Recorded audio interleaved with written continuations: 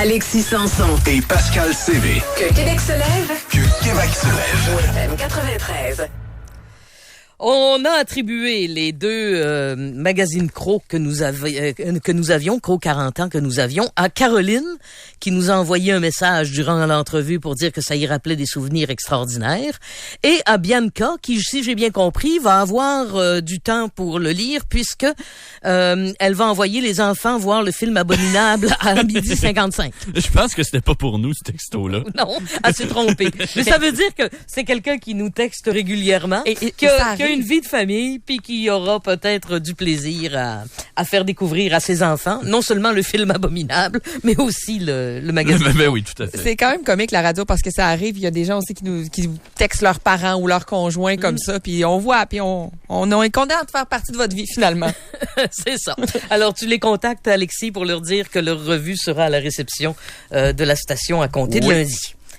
Il y a un jeu. Moi, j'adore les jeux de société. Jouez-vous des jeux de société, vous autres? Parfois. Moi, j'ai un fils qui a étudié en technique d'intervention de loisirs. Je pense que la moitié de son sous-sol est plein de jeux de société. Il me fait jouer à des jeux de société que je connaissais pas.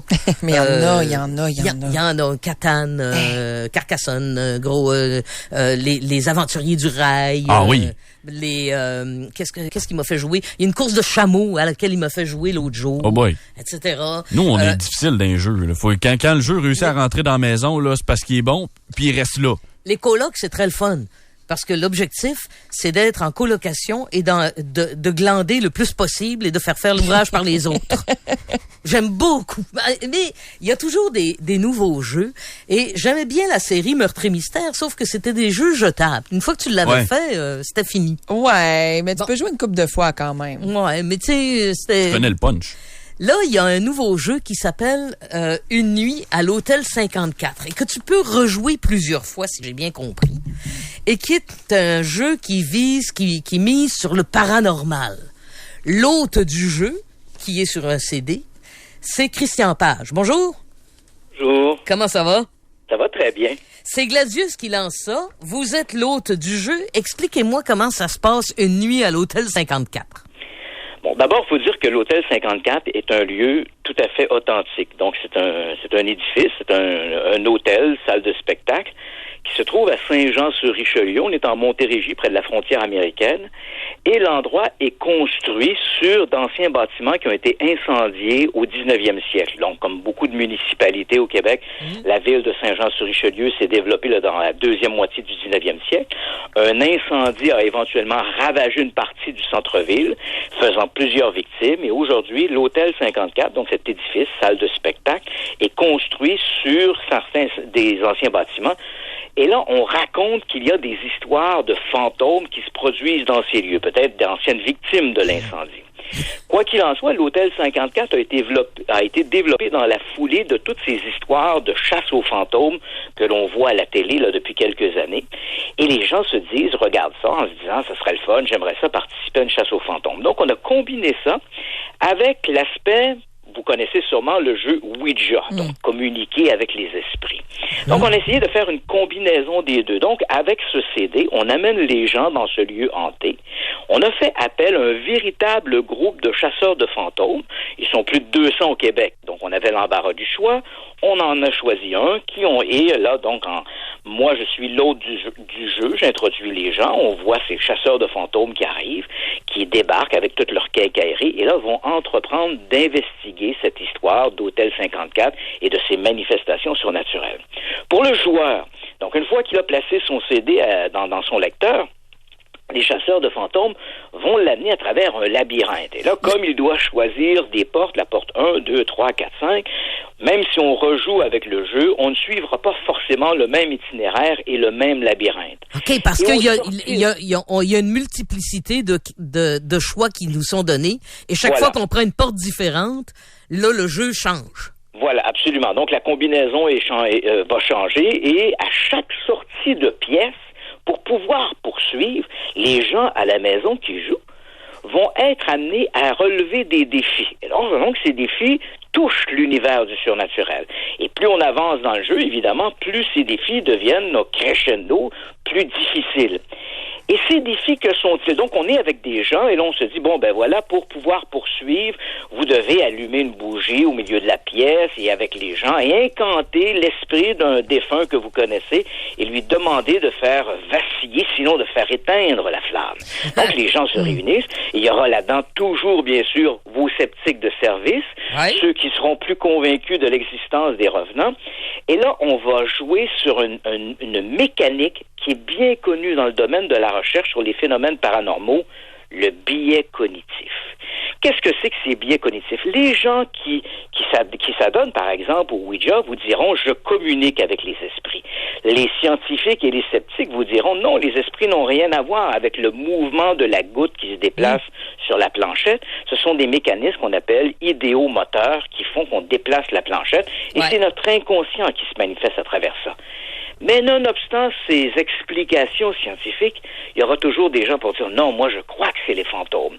Et là, on joue dans cette frontière. Donc, si vous placez dans une pièce 5 ou 6 personnes autour d'une bougie et que la flamme, c'est certain qu'il y a des phénomènes qui vont se produire, la flamme risque de vaciller. Mais qu'est-ce qui fait vaciller la flamme? Le manque d'oxygène dans la pièce parce qu'on a 5 participants qui respirent en même temps, l'un qui souffle le plus fort sur la bougie, ou est-ce réellement mon oncle Albert qui revient de l'au-delà? OK. Mais donc, c'est très... Là, le CD, est-ce que c'est... Et quand les défis deviennent difficiles, il y a des gens qui vont peut-être dire, moi, là, ça me suffit. Je pense que j'ai eu un petit peu la trouille avec les 2 ou 3 derniers défis. Ça me suffit, j'arrête là. Donc, lui, le participant est d'emblée éliminé. C'est les plus courageux qui vont poursuivre la démarche en allant de plus en plus loin dans ce labyrinthe de l'Hôtel 54. Et le gagnant, c'est celui qui va demeurer jusqu'à la fin du jeu.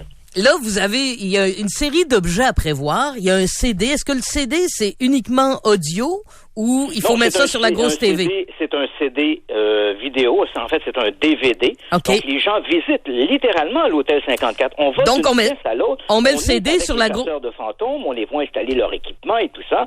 Et là, au sortir de la pièce, les gens vont passer au prochain défi. Là, moi, j'introduis le défi aux gens. Jamais, je me garde bien de dire si les revenants reviennent réellement de l'au-delà. Je ne fais qu'inviter les gens à relever le défi et de voir ce qui va se produire. Et au fur et à mesure où il y a un déplacement à travers le jeu, bien sûr, il y a des petites anecdotes que je raconte, des anecdotes de fantômes. Ça fait 42 ans que je suis dans ce domaine-là. Les gens me connaissent pour avoir fait les séries à la télé, Dossier mystère, Force obscure, etc. Et vous comprendrez que quand on tourne des séries comme celle-là, ça ne se fait pas sans, de temps à autre, une petite manifestation de l'au-delà. Donc, j'ai vécu mon lot d'anecdotes. J'en raconte quelques-unes parce que certains défis sont plus individuels. Donc, le joueur doit se retirer dans la salle de bain avec une bougie et dire le nom de Bloody Mary 3 fois dans le miroir pour voir s'il réussira à faire venir d'outre-tombe ce mystérieux fantôme. Alors, pendant que le joueur s'adonne à son défi, moi, je raconte un peu d'où vient cette légende de Bloody Mary. Donc, toutes ces histoires folkloriques sont associées au surnaturel. Et croyez-moi, si vous placez des gens dans une pièce pendant une soirée, vous les amenez à relever des défis qui touchent l'ordre du surnaturel, notre cerveau, mais est-ce l'au-delà? Mais quelque part, il y aura des manifestations qui vont se produire. Est-ce nous qui avons une tendance à ce moment-là, dans l'attente d'un phénomène, à imaginer des choses? Ou est-ce réellement l'au-delà qui nous fait signe? Mais Christian, donc ce que je comprends, c'est que ça prend la grosse TV, le lecteur DVD, et vous suggérez une série d'accessoires, là, un chapelet qui est dans la boîte, une poupée, une aiguille. J'imagine que l'aiguille c'est pour aller dans la poupée, là. Vous me prenez de court. En fait, les objets que l'on propose aux gens, ce sont des objets que l'on retrouve dans à peu près toutes les maisons. Okay. Donc, un verre d'eau là-dedans. Un toutou, etc. Le chapelet étant un peu plus difficile, on a décidé de l'introduire directement dans la boîte parce que c'est vrai que, disons, depuis 20 ou 30 ans, les gens ont de moins en moins de chapelets à la maison. Ouais. Et qui sait? Si l'un des participants se met à parler avec une voix gutturale, peut-être le chapelet pourrait-il être utile à autre chose. OK.